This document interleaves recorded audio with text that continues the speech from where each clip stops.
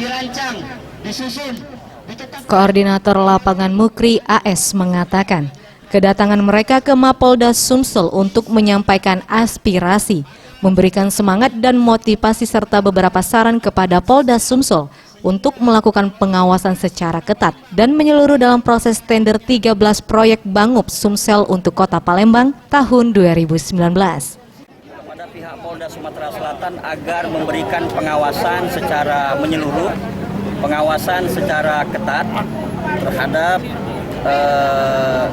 pelaksanaan tender 13 proyek terkait bantuan Gubernur Provinsi Sumatera Selatan tahun 2019 ke pemerintah Kota Palembang. Kita tidak menginginkan dalam 13 tender proyek Bangup ini adanya unsur KKN, unsur konspirasi atau disetting sehingga terarah kepada orang-orang yang tertentu. Nah, ini jelas bertentangan dengan teori kebijakan publik Opasialdom namanya. Pemerintah jangan membangun kerajaan birokrasi atau kerajaan pejabat. Nah, kita tidak menginginkan itu.